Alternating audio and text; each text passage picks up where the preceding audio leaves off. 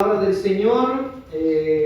Quiero que nuevamente oremos. Yo siempre tengo la costumbre de partir pidiendo la autorización a nuestro Dios para que Él pueda iluminar, encadenar la palabra de Dios. Así que inclinen su rostro, hermano, oremos.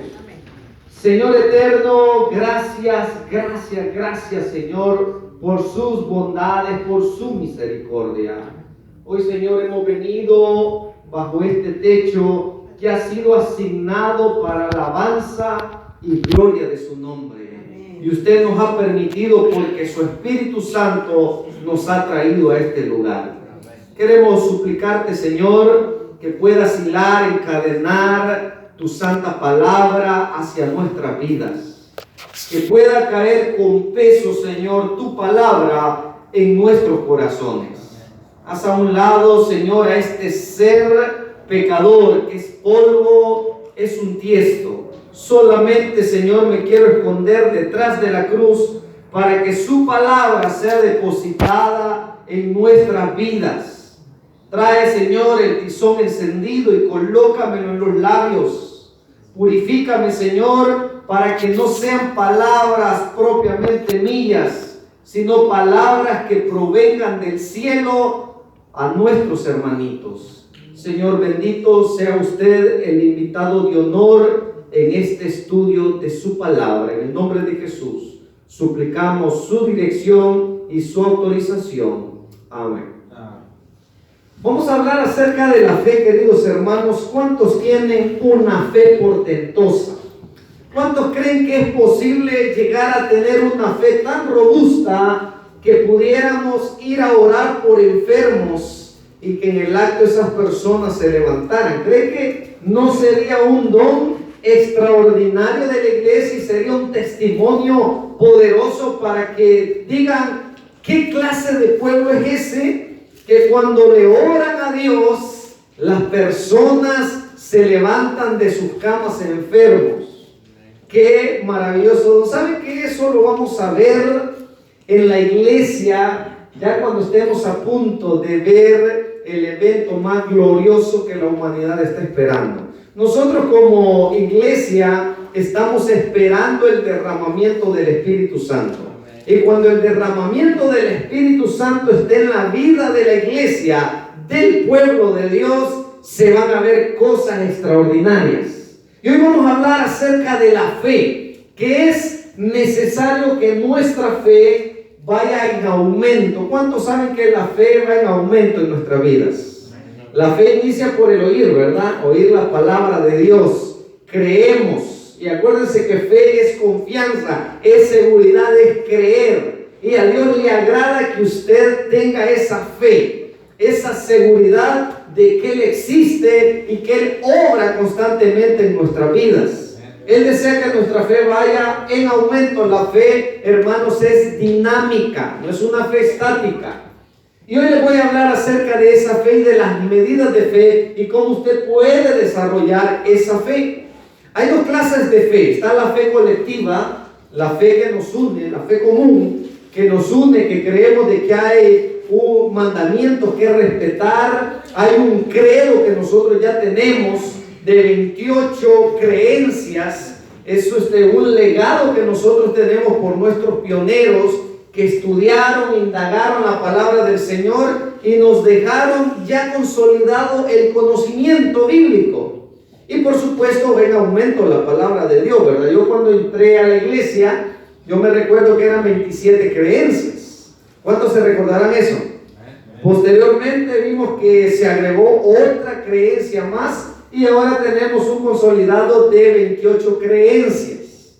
Por eso que en una ocasión creamos un tema llamado 28 menos 1. Porque, hermano, necesitamos ir en aumento según el estudio de que Dios nos vaya dando. Vamos a ir siendo iluminados y la palabra de Dios se va a ir expandiendo cada vez más. Va como la luz de la aurora, ¿verdad? Va en aumento. Y esa es la común fe que tenemos. ¿Cuántos creen que el sábado es el día del Señor? Yo creo que todos los que estamos acá sabemos que el sábado es el día del Señor. Esa es la común fe. Nosotros los que nos reunimos bajo este techo y el día sábado tenemos una común fe. Esa es la fe que nos une como pueblo. No importa raza, color, nosotros hemos sido unidos como un solo pueblo por esa común fe. Pero está también la fe personal, ¿verdad? La fe que usted tiene y la fe que yo tengo. Una fe personal. Y de eso vamos a hablar ahora, de esa fe personal que es diferente uno con el otro y uno la tiene más desarrollada que otro. Nos hemos dado cuenta que hay hermanitos que se acercan a hermanas y le dicen: hermanita, ore por mí porque yo sé que Dios escucha sus oraciones. ¿Cuándo hemos escuchado esas expresiones?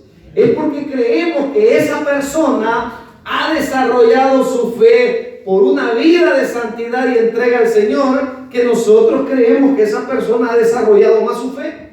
Y hermano, la fe que usted tiene es muy distinta a la fe que yo tengo, de una manera individual. Y todo eso yo se lo voy a mostrar a la luz de la Biblia. ¿Cuántos quisieran tener una fe? Oiga bien esto, lo que voy a explicar. Y normalmente no estamos acostumbrados que en la iglesia se nos explique esto. Hay fe que ya Dios nos dé en medida, y conforme usted va avanzando en el evangelio, su fe se va desarrollando. Y hay momentos que esa fe que nos es entregada es una fe natural que nosotros utilizamos. Hay cierta fe que nosotros ya damos por asentado las cosas. Esa es una fe natural. Pero vamos a hablar de una fe que nos puede llevar a hacer cosas extraordinarias como milagros. ¿Cuántos quisieran ver milagros en su vida, hermanos? ¿Cuántos están anhelando un milagro? Levanten la mano los que están pidiendo por un milagro extraordinario. ¿Saben que un milagro, para explicar un poco acerca de que un milagro es lo que está sobre las leyes físicas? Un milagro es algo que usted no lo puede explicar. Y cuando la fe natural que nos ha sido entregado, yo le voy a enseñar bases bíblicas, esa fe usted la tiene que desarrollar a tal punto de hacerla una fe sobrenatural. Para que se pueda efectuar milagros, necesita que su fe se desarrolle a tal punto que se den eventos sobrenaturales. Y viene a mi mente una escena de un profeta. Y eso aparece en el segundo libro de Reyes, capítulo 6. No lo vamos a leer, les voy a contar la historia, porque nos vamos a basar en 3 personajes bíblicos ahora. Ese personaje decidió, con otro grupo de personas, armar una casa para los profetas, o la escuela de los profetas. Y se fue el hacha de una persona al agua, al río. Y de pronto el hombre le dice al varón de Dios, al profeta: se me fue el hacha, se me fue. ¿A dónde? Le dice el profeta, y le hace seña: ¿a dónde? Usted tiene que leer esa historia. Y viene el profeta, agarra un palito, lo tira al agua y el hierro flotó. Así literalmente dice la palabra de Dios que el hierro flotó. ¿Cuántos han visto el hierro flotar, hermanos? Ahora, eso, si usted lo pone en las leyes físicas, se va a dar cuenta que le va a decir la persona: hay una ley que dice que por el peso tiene que hundirse. Pero en este caso, ¿cómo explica usted que con un palito, y eso es lo que usted puede decir, ¿dónde está la lógica? Que le tira un palito al agua y el hierro va a flotar. Eso, queridos hermanos, es una fe sobrenatural que tenían estas personas. La desarrollaron a tal punto que hasta fueron capaces de ver el mundo espiritual. Saben de que los profetas miraban el mundo espiritual, un don que nos ha sido velado a consecuencia del pecado. El ser humano podía ver el mundo espiritual, y mire, Dios veló eso porque sería terrible ver para nosotros ese mundo espiritual, especialmente ver a los demonios, al enemigo. Dios lo veló por misericordia. Pero cuando vemos esa clase de actos, nosotros decimos: bueno, eso es algo sobrenatural. Y vamos a hablar de la fe que va en desarrollo. Vamos a ver a 3 personajes que tenían un concepto de la vida de Jesús. Y ojo con lo que voy a decir ahorita. Depende de tu relación y el concepto que tengas de Jesús, de Dios, Es así como esa fe natural que nos ha sido entregada a nosotros puede ser desarrollada a tal punto que seamos capaces de hacer eventos extraordinarios, eventos sobrenaturales. Qué maravilloso sería una iglesia que esté tan cerca de Dios y que su fe esté tan robusta y que su fe esté tan activa que de pronto digan, ahí hay una persona con cáncer y está pidiendo oración, y que fuera alguien y orar, y solo el hecho de acercarse a esas personas y sentir la presencia de aquellos que han estado con Dios, esas personas se levanten. Algo extraordinario aparece también en la Biblia como aquel hombre que con su sombra dice que sanaba enfermos.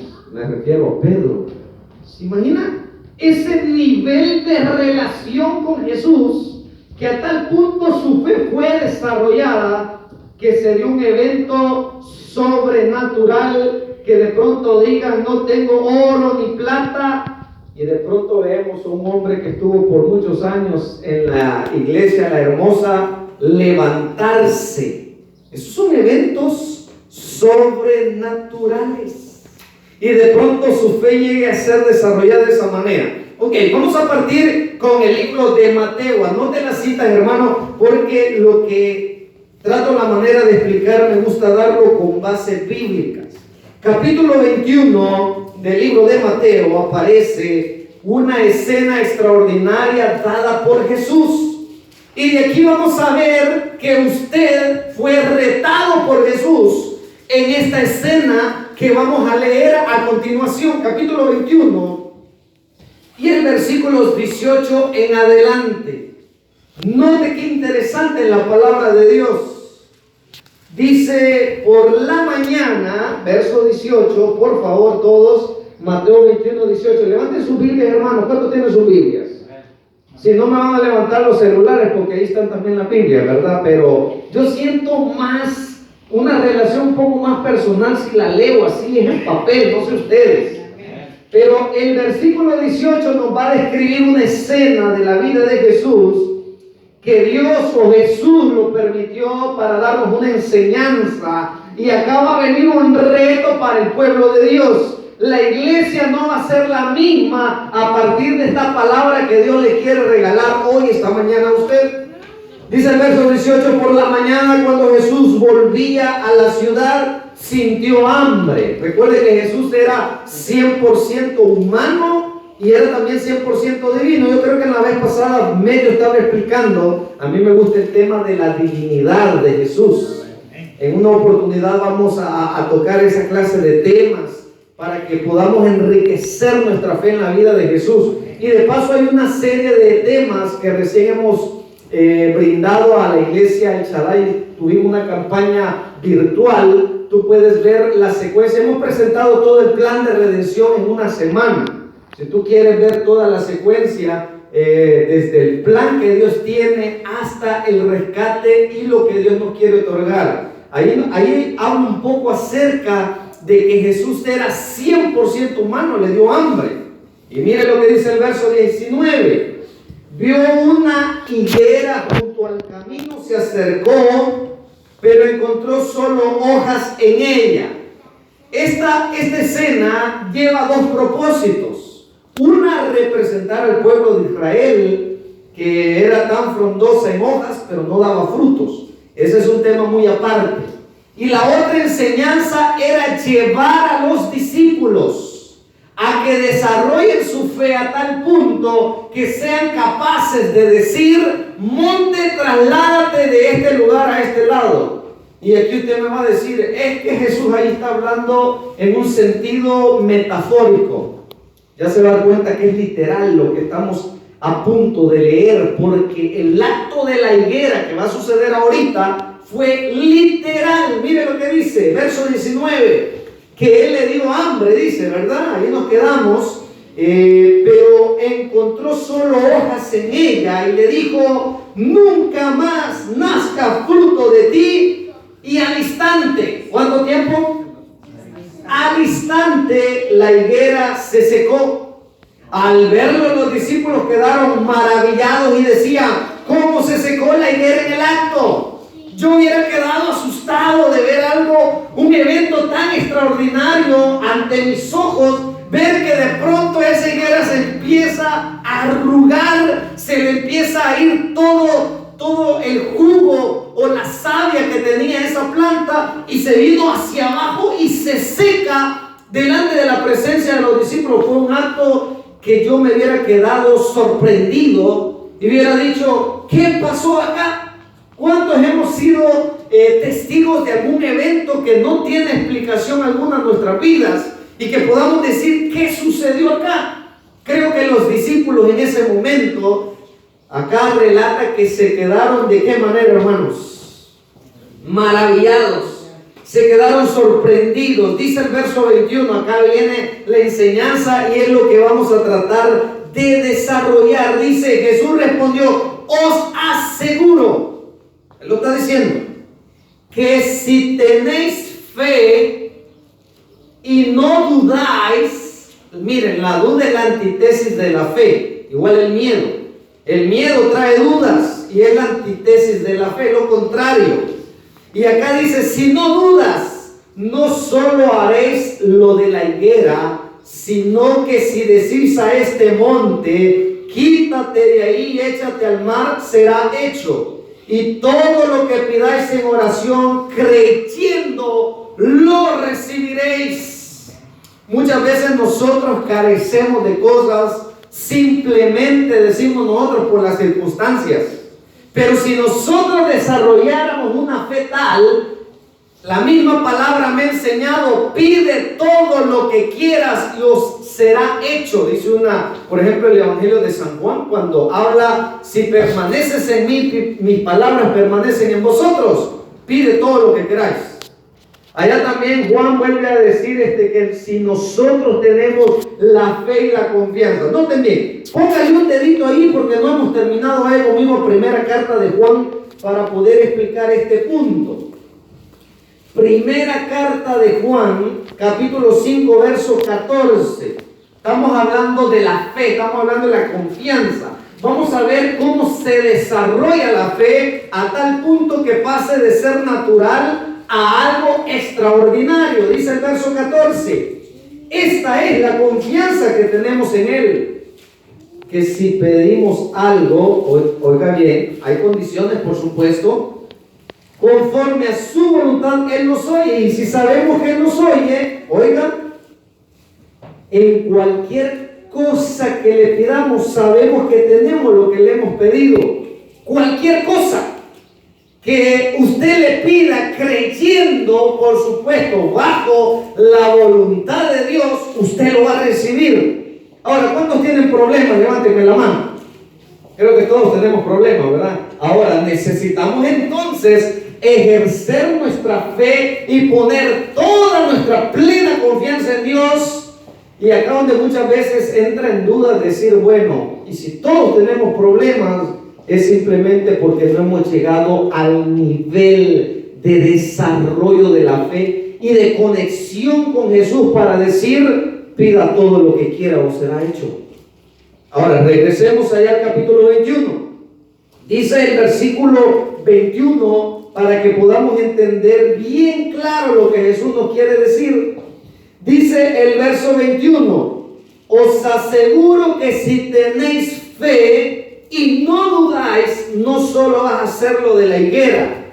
Y sabe que esta promesa se desarrolló en la vida de los discípulos, porque cuando el derramamiento del Espíritu Santo llegó en la vida de la iglesia, se vieron cosas tan extraordinarias a tal punto que en una ocasión una mujer dedicada a la obra de Dios murió. ¿Se acuerdan de Dorcas? Y hacer una oración intercesora por una mujer que había sido notorio su trabajo y que Dios escuchara su oración. Bueno, le vamos a dar vida porque la verdad ya estaba guardada en la muerte de la mujer. Ya había ganado la victoria porque había sido una mujer de testimonio notorio. Pero era necesario para la iglesia. Entonces oran los discípulos. Inmediatamente aquella mujer se levantó. ¿De dónde? De la tumba. Ahora, esto me hace pensar lo de la vida de Jesús. Porque ya te voy a dar una cita donde dice que cosas mayores que esta haréis. De hecho, ahí lo dice el verso 21. Si tenéis fe, no solo haréis lo de la higuera, sino que si decís a este monte, quítate de aquí y échate al mar, será hecho. Esas son cosas mayores aún que las que el mismo Jesús nos dio como testimonio poderoso de su fe y su conexión con el Padre. Por poner un ejemplo, ¿se acuerdan de Lázaro? ¿Cuántos días tenía Lázaro de muerto? 4 días. Así dice la palabra. Ya se sentía mal olor. Y aquel hombre salió de la tumba ante la voz de Jesús. Ahora, vaya conmigo al Evangelio de San Juan capítulo 14. Miren qué interesante. Estamos poniendo las bases a nuestro estudio. Les mencioné que vamos a estudiar a 3 personajes que tenían distintos niveles de fe. Hoy usted, si pone mucha atención, va a permitir las condiciones para desarrollar su fe y ponerse en una posición en que usted puede llegar a hacer milagros portentosos dentro del pueblo de Dios.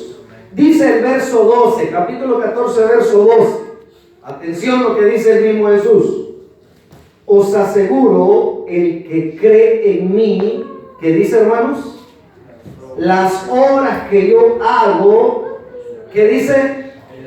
Él hará. Hagamos una pausa ahí, no sigamos leyendo, vean para acá. Noten bien lo que dice. El que cree en mí, las obras que yo hago, él también las hará. ¿Qué obras hizo Jesús, hermanos? ¿Se acuerdan cuando sacó demonios? Hoy en la mañana estaba dando un testimonio extraordinario. Era el misionero, ¿verdad? Extraordinario, de cosas sobrenaturales. ¿Y se acuerdan lo del el demoniado de Gadara? Yo tenía un plan para él y lo llega a liberar. Era una legión completa, estamos hablando de 6,000 demonios. Son seres incorpóreos que pueden estar en un solo cuerpo. O sea, no hay un espacio que los limite. Y llega Jesús y lo libera. El pueblo entero, todo Decápolis, le tenía miedo a ese hombre. Eso es algo extraordinario que Jesús hizo. La viuda de Naín, podemos hablar de aquel joven que fue curado y levantado de la misma muerte cuando iba a ser enterrado. ¿Qué cosa Jesús no hizo? Alimentar a 5,000 personas. ¿Solo con cuántos peces, hermanos? Y que hasta las canastas sobraron, ¿verdad? Son eventos que el mismo Jesús dice, las obras que yo hago haréis. Ahora mire lo que dice.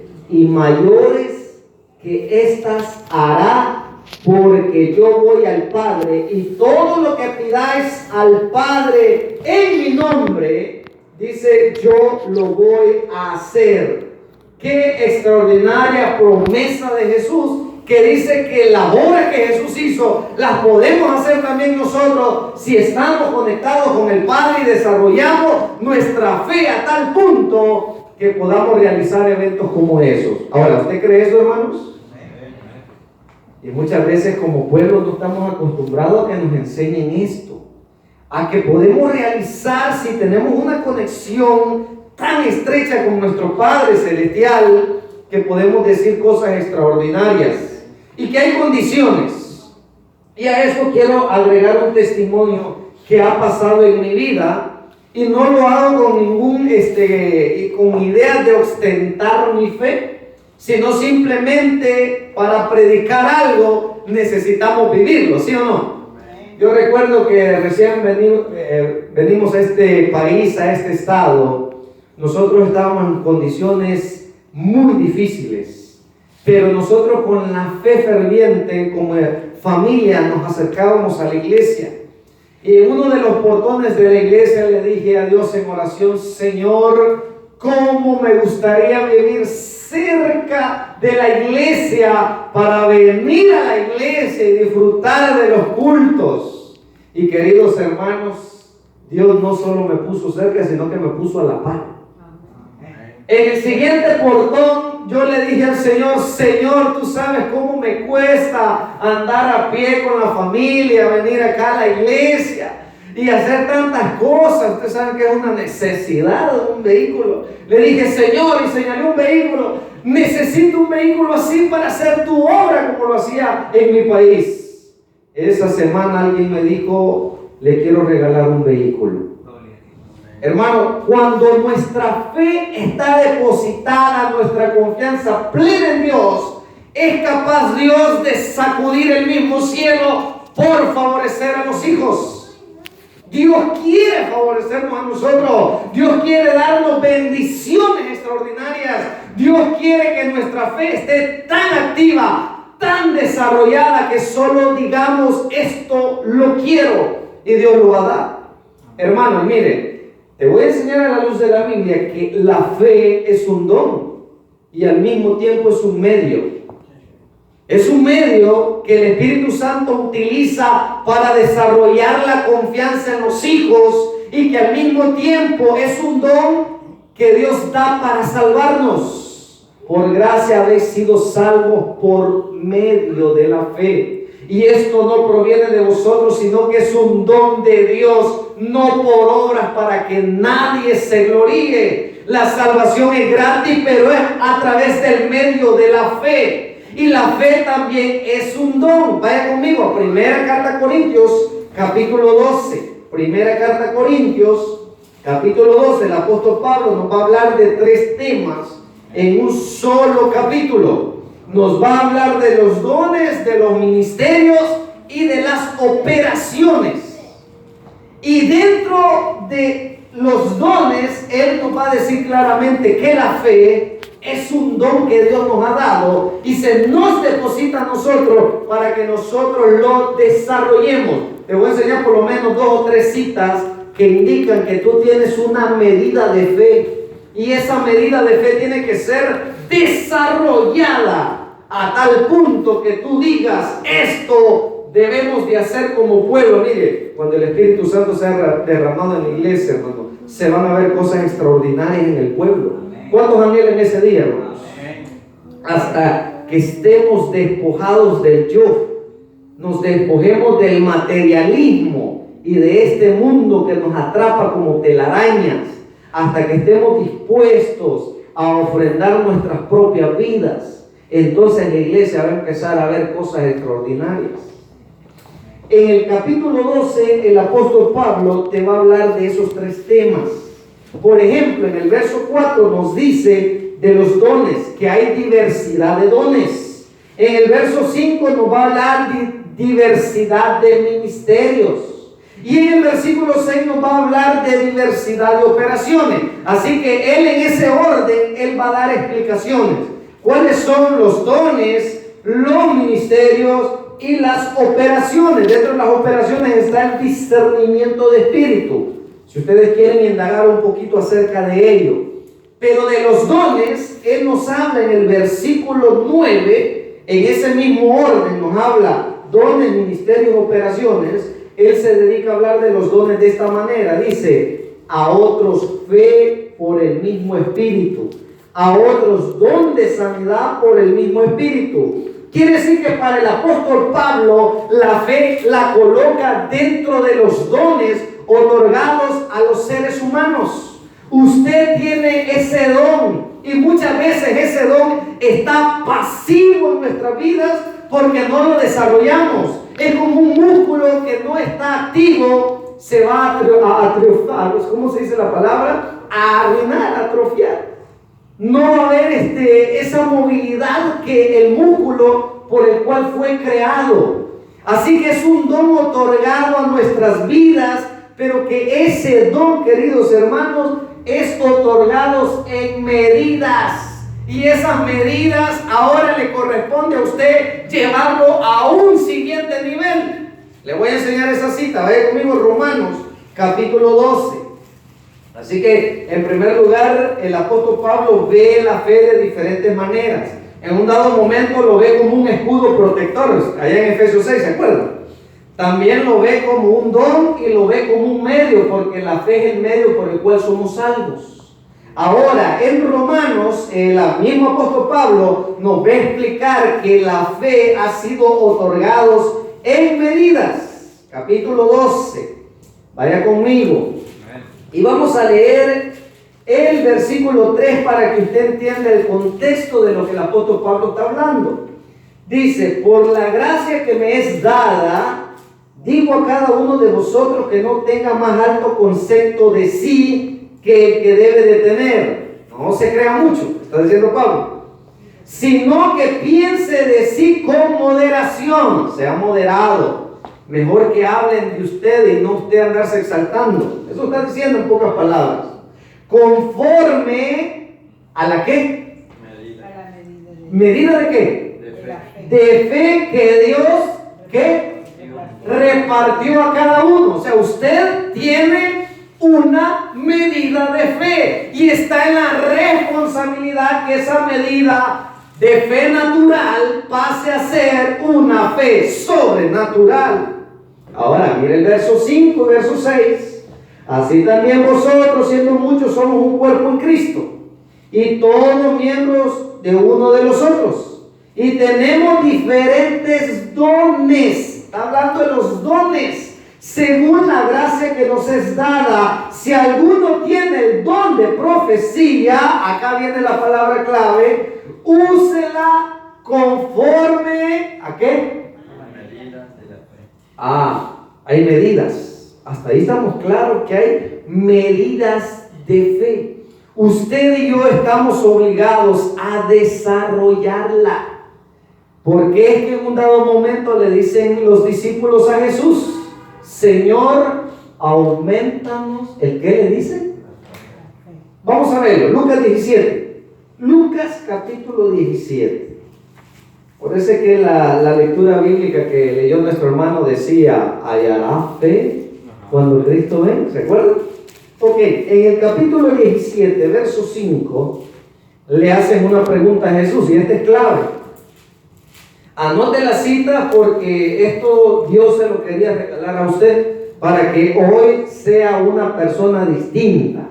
Vaya y desarrolle su fe. Esa medida que fue otorgada, desarróllela. Dice el versículo 5: dijeron los apóstoles al Señor. ¿El qué le dice? ¿Se puede aumentar la fe? ¿Qué dice? Claro, usted puede llevarla a otro nivel.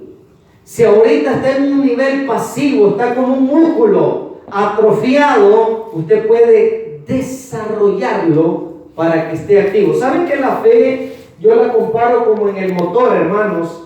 Es como la explosión que hace levantar el pistón del motor. Porque adentro del motor hay explosiones. ¿Cuántos sabían eso? Hay explosiones que hacen que suba el pistón, hace mover algo el pistón al otro pistón, y ese movimiento está activo. Pues entonces explote esa fe, esa medida que Dios le ha dado y que está pasiva y que Dios quiere desarrollar en tu vida y en la mía. Acá miramos que los discípulos se sorprenden de lo que ven en Jesús y le dicen: Señor, aumentanos la fe. Ahora lo que va a decir Jesús es extraordinario. ¿Se acuerdan allá que dijo que los montes se podían mover? Ahora mire lo que dice el verso 6. El Señor le dijo: si tuviera fe como un grano de mostaza, podría decir a esta morera. Morera en otras versiones, ¿cómo dice? Sicómoro: derráigate y plántate en el mar. ¿Y qué dice que va a pasar? Ahora, ¿eso es literal o está hablando metafóricamente? Porque mire, hay teólogos que se han dado una debatida con esto, que dicen: no, se refiere metafóricamente a problemas que pueden ser movidos. No, si la higuera literalmente se secó, cuando Jesús se refería a los montes, estaba refiriéndose a algo literal. Acá está diciendo que un árbol puede desarraigarse y plantarse en el mar si tan solo nuestra fe llegara a ser desarrollada como un grano de mostaza. Como queriendo decir, necesitas aumentar la fe. Y saben que esa semillita ha sido un árbol tan gigantesco, como queriendo decir, si empieza como semilla, puede desarrollar a ser un árbol. Quiere decir que esa semilla, para que dé el fruto, sea árbol, lleva un proceso, lleva un desarrollo, lleva agua, cuidados para que tenga todas las condiciones óptimas para desarrollarse como árbol. Ahora Jesús da esa respuesta a los discípulos y pudiéramos decir, ¿y cómo fue la explicación de Jesús? Él va a seguir explicando, porque solo con eso pudiéramos decir nosotros, no me ha dado una explicación sólida Jesús. Ahora lo voy a explicar de una manera más sencilla. Sigue el verso 7. Si alguno de vosotros tiene un siervo que ara o apacienta, cuando éste vuelve del campo, pongan atención porque es la explicación a la fe, cómo desarrollarla. ¿Acaso le dice, éntrate, siéntate a comer? No le dice más bien, prepárame la cena, remángate, sírveme hasta que haya yo comido y bebido y después coma y beba. Da gracias al siervo que hizo lo que había sido mandado. Pienso que no. Así también vosotros, cuando hayáis hecho todo lo que os mando, decir, siervos inútiles somos porque hicimos solo lo que debíamos haber hecho. Fíjense bien, ahí ya Jesús explicó cómo podemos nosotros aumentar la fe. Esta parte nosotros la utilizamos en obra misionera, ¿verdad que sí? Casi siempre la aplicamos en obra misionera. Hermano, Jesús está dando una explicación a cómo aumentar la fe. Te lo voy a explicar de otra manera. Vamos a tratar de trasladar, hacer una contextualización de lo que Jesús quería decir. Jesús estaba diciendo, tú tienes un siervo. ¿Para qué sirve el siervo, hermanos? Para servir, para obedecer. Entonces, la fe es un siervo. La fe está en ti. Lo único que tienes que hacer es activarla, dar la orden, porque está en ti. Lamentablemente no logramos entender que Dios nos ha depositado un poder extraordinario en nuestras vidas, que es la fe que nos puede hacer alcanzar la salvación, la fe que puede hacer que una persona se levante de la cama, la fe que nos hace salir adelante, esa fe que Dios otorga y que puede ser desarrollada a que sea sobrenatural. ¿Sí se entiende? Ahí está en usted y en mí. Ahí está el siervo. El siervo sirve específicamente para eso, para servir. Por eso Jesús dice, viene la persona a trabajar y tú estás sentado. No le vas a decir, hoy viene cansado, vamos a servirle. Al contrario, dice, el siervo era contratado o era para servir al amo. Dios te ha dado la fe para que la desarrolles, para que tú digas y des la orden, esa deuda que tengo desaparece en tu nombre, Señor. Voy a cultivar y desarrollar la fe a tal punto que mi fe sea portentosa y que bote paredes si es necesario para que las cosas que Dios desea para su pueblo se cumplan. Yo no sé usted si está calando este mensaje en su vida. Yo no sé tú lo que estás viviendo. Yo no sé si estás pasando por problemas familiares, por problemas de relaciones de pareja, problemas con los hijos, problemas económicos. Mire, hoy con la situación que se está viviendo, desarrolla la fe, confía en el Señor, que Dios te va a sacar adelante. La fe está depositada en usted y en mí. Desarrollémosla a tal punto que las cosas sean para nuestro favor. Ahora, ¿por qué los milagros se dan? Se dan porque la fe va en aumento. Te voy a enseñar 3 personajes, yo los vengo mencionando para que veas que la fe da prioridades. Hay personas que se paran en los púlpitos de la iglesia y dicen, yo quiero testificar que Dios me ha bendecido de esta y esta y esta manera. Y nosotros muchas veces nos quedamos, ¿cuándo me va a tocar a mí? ¿Sí? ¿Saben que la fe puede dar prioridades? La fe puede dar, ¿qué significa esto, hermano? La fe puede dar cuello en el cielo. ¿Sabían eso ustedes? Si usted tiene una relación íntima con Jesús, con su amigo, ¿cómo su amigo lo va a dejar perecer, hermanos? Porque es que Enoc caminó con Dios y en un momento donde le dijo Dios a Enoc, ya no te vayas para tu casa, te vas a ir conmigo. Porque la relación de amigos, verdaderos amigos, va a permitir que usted no perezca porque su amigo está ahí con usted. Ahora, la fe da prioridades. Le voy a presentar a una persona que era religiosa, una persona que era líder, pero de pronto llega a pedir un milagro ante el Señor y le da a Dios prioridad a otra persona que su fe la tenía más elevada. ¿Quiere que se lo enseñe? Y hay otro que tuvo tan desarrollada su fe que hubieron dos cosas que en la Biblia yo las encuentro por las cuales Jesús se puede admirar de usted y de mí. Una es que se admira por la incredulidad y se puede admirar también por tu fe. ¿Por qué quiere admirar usted a Jesús? Que Jesús diga, ¡qué bueno! ¡Mírese! ¡Qué fe más extraordinaria! ¿O quiere que Jesús diga, ¡ay! ¡Qué incredulidad la de este muchacho, la de esta muchacha, de esta hija mía! No quiere creer en que yo lo voy a sostener con mi mano poderosa. ¿Saben de que Dios se admira en ambos extremos? Se lo voy a enseñar. Vaya conmigo al Evangelio de San Marcos. El Evangelio de San Marcos, el capítulo 7. Atención, anote las citas, porque es lo que Dios le quería regalar a usted. La primera cita aparece en San Marcos 6, verso 6. Le voy a enseñar las dos citas. De ahí nos vamos a detener en que la fe se va a desarrollar según lo que usted crea en Jesús. ¿Quién es Jesús para usted? Pregunto. ¿Quién es Jesús para usted, hermano? Vamos a ver, quiero respuestas. Dios. ¿Qué más podemos decir? Amigo, Padre. Oiga, según el concepto elevado que tengas de Jesús, porque Jesús dijo, todo lo que pidáis en mi nombre, todo va a tener que ir siendo canalizado por Jesús. Ahora, Jesús, cuando llegó a un lugar llamado Nazaret, oiga bien eso, no hizo muchos milagros ahí.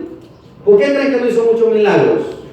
Porque lo estaban viendo como el hijo del carpintero. Ese es el concepto que tenían. ¿Qué concepto tú tienes de Jesús? Porque dice que después se tuvo que ir de ahí porque fue tanta la incredulidad, porque decían así, que no es el hijo de José. Y qué bonito anda hablando hoy, pero es el hijo de José, ¿va? El del carpintero, el que con María. Hasta ahí le llegó la mentalidad. Por lo tanto, Jesús se admiró de la incredulidad.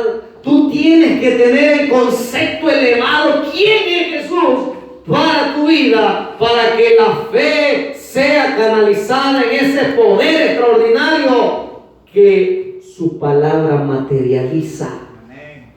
¿Saben que la palabra de Dios materializa, hermanos? Hágase la luz. ¿Qué pasó? Fue la luz. Háganse los árboles. ¿Qué pasó? Hermano, crea en ese Dios tan extraordinario que ha depositado en usted la semillita de la fe y te dice ahora, desarróllala, está el poder en ti, levanta muertos si es necesario, aquí está el poder, desarróllalo, pero tienes que desarrollarlo bajo mi concepto. ¿Quién crees que soy para ti? Oiga bien, versículo 6:6 dice, estaba asombrado de la incredulidad de ellos y recorría las aldeas y enseñaba. Ahora, miren el verso 6:5 dice, y no pudo hacer ahí, ¿qué dice, hermanos? ¿Qué les dije que eran milagros? Algo que estaba sobre las leyes físicas y naturales. Lee el verso 3 que dice, ¿qué pregunta hacían? Oh, según el concepto que tú tengas de Jesús, tu fe va a ser desarrollada. Ahora, le voy a enseñar la otra cita, Lucas 7. Este hombre hizo admirar a Jesús. Mire qué concepto elevado tenía. Este es diferente, este es el opuesto. Es el centurión. Capítulo 7, versículos 9 dice, al oír esto, Jesús, ¿qué dice, hermanos? ¿Están conmigo? Lucas 7:9. Al oír esto, Jesús, ¿qué hizo? Se admiró de él. Volviendo la gente que lo seguía, dijo: os aseguro que ni aún en Israel he hallado, ¿qué, hermanos? O sea que ese hombre ya tenía una medida de fe tan extraordinaria. ¿Sabe por qué? Sabía quién era Jesús. A tal punto que se sintió tan indigno que dijo: Señor, solo tu palabra me basta. Ese es el personaje número 1 que tenemos que estudiar. Ese hombre tenía el concepto elevado. ¿Quién era Jesús? Que le dijo: no soy digno de que entres a mi aposento, solo di la palabra y me basta. Ese hombre, esa semillita la llevó a otro nivel, la desarrolló. Ahora vaya conmigo a Marcos. Vamos a ver ese detalle de dos personajes que es bastante interesante. Vamos a verlo en el capítulo 5 de Marcos. Quiero que pongan mucha atención a estos dos personajes que aparecen ahí. Según lo que usted crea quién es Jesús para su vida, así va a ser su fe. Atención a eso. Desarrolle su fe según el concepto quién es Jesús. Si usted dice: Jesús es mi amigo, Jesús es mi Dios, mi todo, mi libertador, mi héroe, el que me rescató, a quien le debo la vida, y usted medita día y noche en ese personaje extraordinario de Jesús, ese que todo lo hace perfecto. Hay una cita, yo te lo voy a enseñar, que dice: todo lo hace perfecto. Y con esa cita quiero terminar para que te quede claro quién es Jesús para nuestras vidas. Dice el capítulo 5